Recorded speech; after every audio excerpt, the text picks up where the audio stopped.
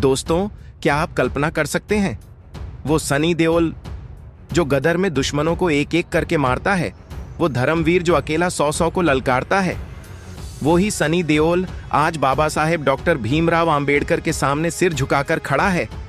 सनी देओल ने एक ऐसा बयान दिया है कि आंबेडकर विरोधी आज भी उसका जवाब ढूंढ रहे हैं, उनके होश उड़ गए हैं। दोस्तों, अगर आप भी जानना चाहते हैं कि आखिर सनी देओल ने ऐसा क्या कहा कि पूरा देश हैरान है, तो ये वीडियो अंत तक जरूर देखिएगा, क्योंकि आखिर में एक ऐसा राज खुलने वाला है जो आपको रोंगटे खड़े कर देगा। तो नमस्कार दोस्तों, स्वागत है आपका हमारे चैनल पर। आज हम बात करने वाले हैं एक ऐसे मुद्दे की जो जाति, धर्म, राजनीति से ऊपर है, सम्मान, बराबरी और न्याय की। दोस्तों, सुपरस्टार सनी देओल, जिन्हें हम एक्शन किंग कहते हैं, उन्होंने हाल ही में एक कार्यक्रम में बाबा साहेब आंबेडकर पर जो बात कही, वो न सिर्फ सुनने लायक है बल्कि सोचने लायक भी है। ये कोई साधारण तारीफ नहीं थी, ये एक योद्धा का दूसरे योद्धा को सलाम था। सनी देओल ने अपने बयान में कहा, मेरे लिए बाबा साहेब डॉक्टर भीमराव आंबेडकर सिर्फ संविधान बनाने वाले व्यक्ति नहीं हैं, बल्कि वो करोड़ों लोगों को सम्मान और बराबरी का हक दिलाने वाले महान योद्धा हैं। जिस इंसान ने अन्याय के सामने कभी सिर नहीं झुकाया, उसे पूरा देश हमेशा याद रखेगा। देश तभी मजबूत बनेगा जब हर नागरिक को समान अवसर और सम्मान मिलेगा। यही बाबा साहेब का सपना था और यही भारत की सबसे बड़ी ताकत है। हमें उनके विचारों को पढ़ना चाहिए, समझना चाहिए और अपने जीवन में अपनाना चाहिए। दोस्तों, ये सुनकर मन गदगद हो जाता है। सनी देओल जैसे व्यक्ति, जिनकी इमेज गुस्सा और लड़ाई से जुड़ी है, वो जब बाबा साहेब की बात करते हैं तो उनकी आंखों में सम्मान साफ झलकता है। ये बयान इसलिए खास है क्योंकि ये हमें याद दिलाता है कि सच्चा हीरो वो नहीं जो सिर्फ स्क्रीन पर लड़ता है, बल्कि वो जो समाज में बदलाव लाता है। दोस्तों, अब आइए समझते हैं कि बाबा साहेब ने देश के लिए क्या क्या किया।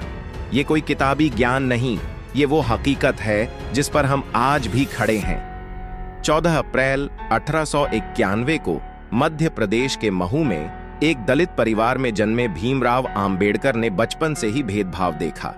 स्कूल में उन्हें अलग बैठना पड़ता था, पानी भी छूने नहीं दिया जाता था, लेकिन उन्होंने हार नहीं मानी। विदेश जाकर अर्थशास्त्र, कानून और समाजशास्त्र में डॉक्टरेट हासिल की। स्वतंत्र भारत के पहले कानून मंत्री बने और संविधान सभा के चेयरमैन के रूप में भारतीय संविधान की रचना की। 26 नवंबर 1949 को संविधान पूरा हुआ और 26 जनवरी 1950 को लागू। ये दुनिया का सबसे लंबा लिखित संविधान है। उन्होंने सिर्फ संविधान नहीं दिया, बल्कि उन्होंने शिक्षा को राष्ट्र निर्माण की पहली सीढ़ी माना। उनका विश्वास था कि जिस देश के युवा शिक्षित होंगे, वही देश दुनिया का नेतृत्व करेगा। उन्होंने स्वयं कठिन परिस्थितियों में शिक्षा प्राप्त की और यह सिद्ध किया कि ज्ञान किसी भी इंसान की सबसे बड़ी ताकत है। उन्होंने लोगों से कहा कि अपने जीवन को बदलना है तो सबसे पहले शिक्षा को अपनाना होगा, क्योंकि शिक्षित समाज ही अपने अधिकारों और अपने कर्तव्यों को सही अर्थों में समझ सकता है। जब भारत का संविधान तैयार किया जा रहा था, तब बाबा साहेब ने केवल कानूनों का संग्रह नहीं बनाया, बल्कि उन्होंने एक ऐसे राष्ट्र की रूपरेखा तैयार की जहां हर नागरिक को गरिमा के साथ जीने का अधिकार मिले। उन्होंने यह सुनिश्चित किया कि हर नागरिक कानून के सामने समान हो और किसी के साथ जाति, धर्म, भाषा, लिंग या जन्म के आधार पर भेदभाव न किया जाए। आज भारत का हर नागरिक जिस आत्मविश्वास के साथ अपने अधिकारों का उपयोग करता है, उसके पीछे बाबा साहेब की दूरदर्शी सोच छिपी हुई है। उन्होंने यह व्यवस्था बनाई कि देश का भविष्य किसी एक वर्ग का नहीं, बल्कि सभी नागरिकों का हो। उन्होंने समान अवसरों की ऐसी नींव रखी जिस पर आज करोड़ों लोग अपने सपनों का घर बना रहे हैं। बाबा साहेब केवल एक महान विधिवेत्ता नहीं थे, वे एक उत्कृष्ट अर्थशास्त्री, गहन विचारक और दूरदर्शी राष्ट्र निर्माता भी थे। उन्होंने भारत की आर्थिक प्रगति, औद्योगिक विकास, जल संसाधनों, कृषि और श्रमिक कल्याण जैसे अनेक विषयों पर अपने महत्वपूर्ण विचार प्रस्तुत किए। उनका मानना था कि किसी भी राष्ट्र का विकास तभी सार्थक है जब उसका लाभ समाज के अंतिम व्यक्ति तक पहुंचे। उन्होंने महिलाओं के सम्मान और अधिकारों को भी राष्ट्र की प्रगति से जोड़ा। उनका विश्वास था कि यदि महिलाओं को शिक्षा, सम्मान और अवसर मिलेंगे तो पूरा समाज आगे बढ़ेगा।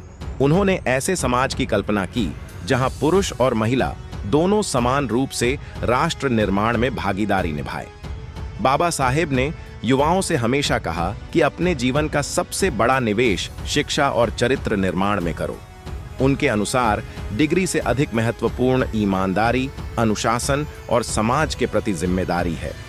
वे चाहते थे कि भारत का हर युवा केवल अपने लिए नहीं बल्कि समाज और राष्ट्र के लिए भी सोचने वाला नागरिक बने। उनका जीवन इस बात का प्रमाण है कि महान परिवर्तन किसी चमत्कार से नहीं बल्कि लगातार किए गए प्रयासों से आते हैं। उन्होंने कभी आसान रास्ता नहीं चुना, उन्होंने संघर्ष का रास्ता चुना, क्योंकि वे जानते थे कि स्थायी परिवर्तन त्याग और धैर्य से ही संभव होता है। आज जब भारत विज्ञान, तकनीक, शिक्षा, लोकतंत्र और विकास के क्षेत्र में नई ऊंचाइयां छू रहा है, तब हमें यह याद रखना चाहिए कि इस प्रगति की बुनियाद उन संवैधानिक मूल्यों पर टिकी है जिन्हें बाबा साहेब ने पूरे समर्पण के साथ स्थापित किया था। उनका योगदान केवल अतीत की उपलब्धि नहीं बल्कि वर्तमान की शक्ति और भविष्य की दिशा है। बाबा साहेब का सबसे बड़ा संदेश था कि किसी भी समाज की असली पहचान उसके कमजोर लोगों के साथ किए जाने वाले व्यवहार से होती है। यदि समाज में न्याय होगा, समानता होगी और हर व्यक्ति को सम्मान मिलेगा, तभी वह समाज वास्तव में सभ्य कहलाएगा। यही विचार उन्हें महान बनाता है।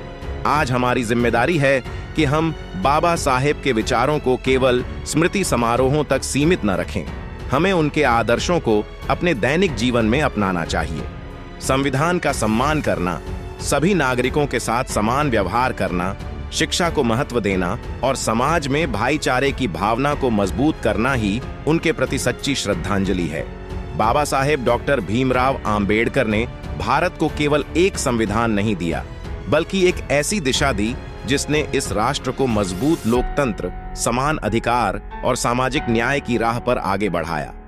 उनका जीवन हर उस व्यक्ति के लिए प्रेरणा है जो कठिन परिस्थितियों के बावजूद बड़े सपने देखने और उन्हें पूरा करने का साहस रखता है। जब तक भारत में न्याय, समानता, स्वतंत्रता और मानवता के आदर्श जीवित रहेंगे, तब तक बाबा साहेब का नाम भी हर भारतीय के हृदय में सदैव अमर रहेगा। तो दोस्तों, आपके इस विषय पर क्या विचार है, हमें कमेंट करके बताइए। और अगर वीडियो पसंद आया हो तो वीडियो को लाइक करके चैनल को सब्सक्राइब जरूर करें और बेल आइकॉन प्रेस करें। मिलते हैं किसी और वीडियो में। जय भीम, जय भारत, धन्यवाद।